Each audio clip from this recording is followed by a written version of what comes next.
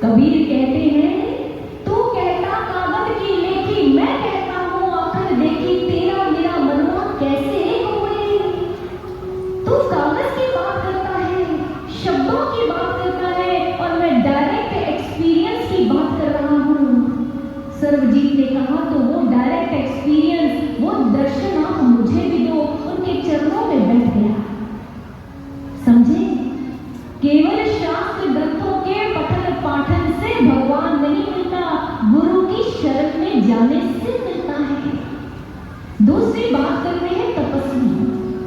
भगवान कृष्ण कहते हैं, जितनी मर्जी तपस्या कर लो, इससे भी मैं मिलने वाला नहीं।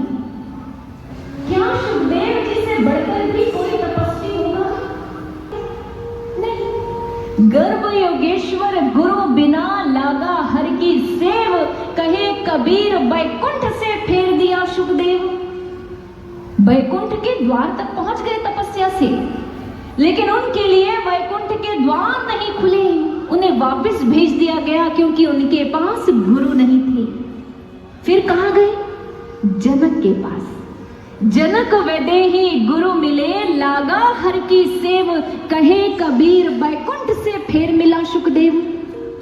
जब जनक के पास गए, उनसे ज्ञान को पाया, अंतर्घट में भगवान का दर्शन पाया, फिर बैकुंठ के द्वार खुल गए। यही कृष्ण हमें समझाना चाहते हैं। अगर चाहते हो वैकुंठ के द्वार खुल जाएं, जीवन की सारी कुंठाएं दूर हो जाएं, तो गुरु की शरण में जाकर ज्ञान का प्रकाश पाओ। तीसरा एग्जाम्पल आता है, लोग कहते हैं जी हम दान बहुत करते हैं, हमारे भगवान तो इसी से प्रसन्न हो जाएंगे। नो डाउट, इसमें कोई संशय नहीं है कि दान करने से पुण्य संचित होते हैं, लेकिन ये कहाँ लिखा है कि दान करने से भगवान मिलते हैं? राजा पीपा की कहानी सुनी है? कितने बड़े दानी हैं, संतों की सेवा करते हैं, संतों को घर से भूखा नहीं जाने देते। लेकिन सब कुछ होते हुए भी रामानंद जी की शरण में गए और जीवन को पूर्ण बनाया। दान करने का पुण्य ये मिला कि रामानंद जी का संदेश मिल गया। और अगर मैं यज्ञों की बात करूं, तो भागवत महापुराण कहती है, यज्ञ कर रहे थे ऋषि महर्षि, कृष्ण सामने खड़े हैं, पहचान नहीं पाए। कृष्ण ने जाकर उनसे भोजन मांगा।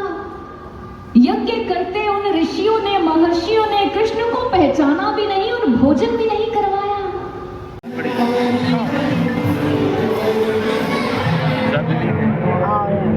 सर्व श्री आशुतोष महाराज की जय, सच्चे दरबार की जय।